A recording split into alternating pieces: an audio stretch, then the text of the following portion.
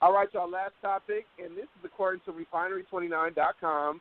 The ashes of Fyre Festival continues to smolder.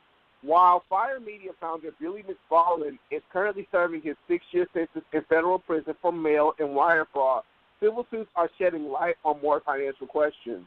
Talent agencies representing big-name models who appeared in Fyre Festival's promo commercial are expected to receive subpoenas forcing them to reveal how much money was paid to them by McFarland, a Billboard report. Specifically, IMG Models, DNA Model Management, a Paradigm Talent Agency, may be ordered to provide proof of payments received by Fyre Media to a bankruptcy judge. Models in the commercial included Bella Hadid, Kendall Jenner, Hailey Bieber, and Chanel Iman, which featured them frolicking and swimming in the Bahamas.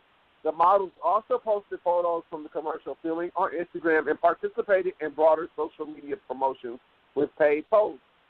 Jenner may also be forced to disclose more details about a $250,000 payment for a Fyre Festival-sponsored Instagram post. In the now-deleted post, she announced that members of Good Music record label were slated to perform and included a discount code for fans to purchase admission tickets. Jenner did not disclose that the post was paid and received a warning from the Federal Trade Commission, which mandates that such social media sponsorships must be disclosed to the public. The purpose of such subpoenas is to determine how much McFarland spent over $11 million of investor funds on the ill-fated fest. This total doesn't represent money spent on the celebrity models. It also fees paid to caterers, service staff, and consultants. Gregory Messer has been named the trustee of Fyre Media's bankruptcy, which includes Fyre Festival and the Fyre app, McFarland's celebrity booking on-demand venture. In total, Messer is expected to account for $26 million of Fyre Media expenditures. Were you able to see the Fyre Festival documentaries on Hulu or Netflix at all?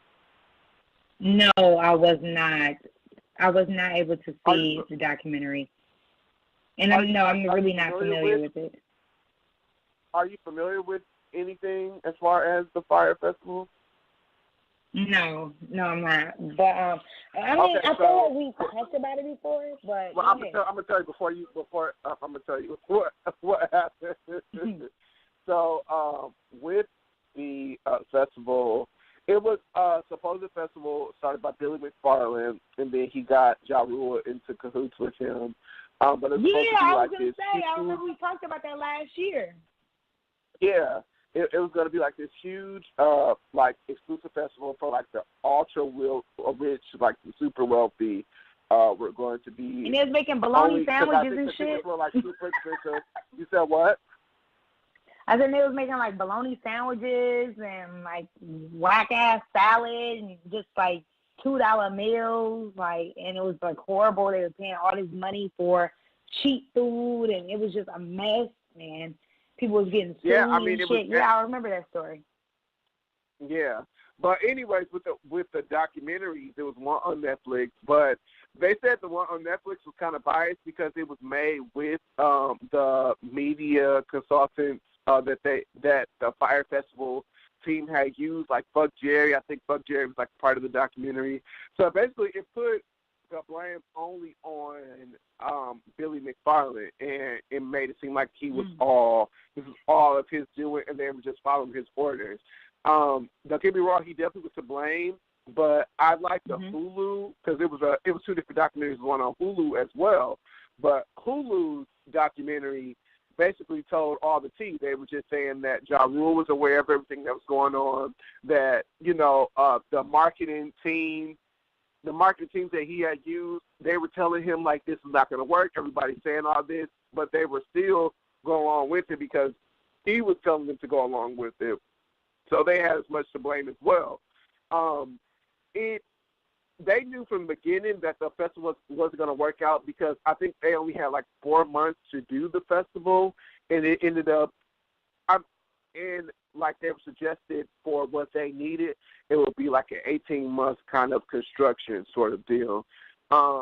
They basically like built this whole festival on hopes and dreams.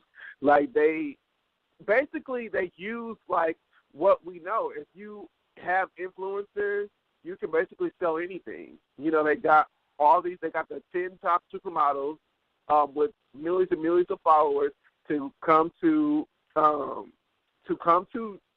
Bahamas, and they basically just film them just partying, hanging out, chilling, drinking, you know, just being ugly, and all they had to do after that was post everything that they were doing there, attach the name Fyre Festival to it. So the people looked at it as, okay, I'm going to go see this great talent. I'm going to be able to kick it with these models because I got enough money too. And it ended up not working out. And they knew from the beginning that it wasn't going to work out, and everyone still went along and did it up until the day of. I want to say, the day before the concert, it was this huge thunderstorm, rainstorm, where everything got washed away, everything got ruined, and they still didn't cancel the event. It was still just fuck it. We're just going to try and make do. So they had thousands of people on this island with nowhere to put them. You know, they had these, I think it was emergency tents that they had built for them, and that was pretty much it. And what you had saw, the sandwiches, it was just a whole terrible ordeal, and people looked at it as, it's almost funny because they wanted to see, you know, rich white people in particular, basically suffer, and I guess feel like the rest of the world.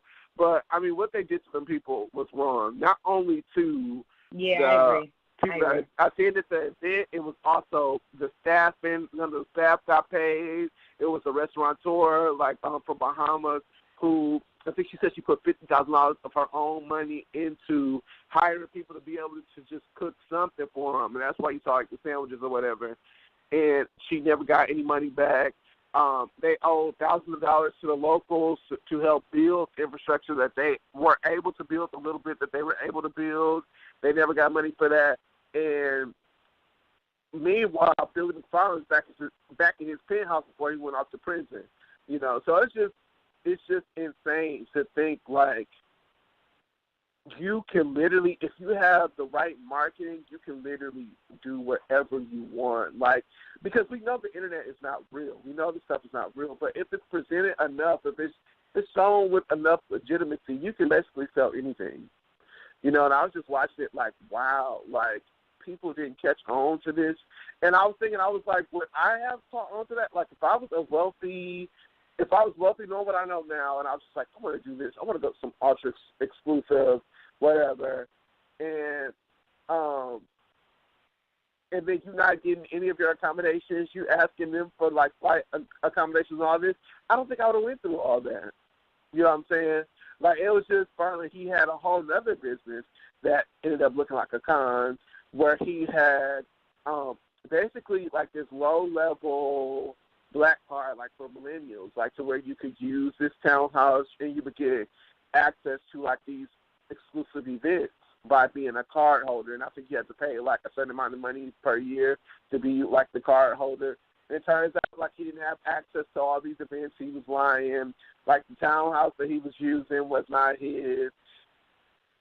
So I just find it kind of odd that he was able to parlay that into Fyre Festival. People still not catching on. Yeah. And then even after that, he was doing another con that people not catching on, using the same people from the mailing list, you know, to try and sell other shit. You know, it's just crazy. You know, it was just insane to me. But I mean, that's just pretty much it. I guess we just have to be careful of where we're putting our money. You know, and to pay attention when we are buying these things offline. But I was just shocked. I was just wow, really? They're just okay, you know, you don't have accommodations for nothing, but they are going to send everybody an email now saying, this is a cashless event, so you have to put money on a wristband in order to, you know, buy stuff at the event. We suggest you put $300 a day, and they do it. You know what I'm saying? I'm just wow. If you all have not seen the documentaries, I suggest you watch it both.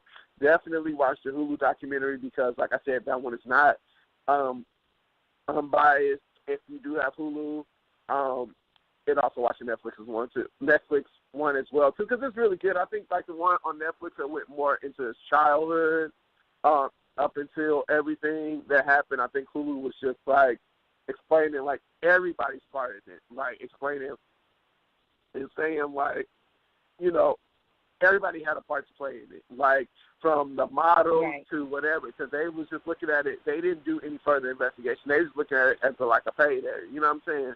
So this is really interesting and definitely check it out. All right, you guys, you heard it from the horse himself. Make sure you all check that out on Hulu. All right, guys, so we're going to go ahead and go.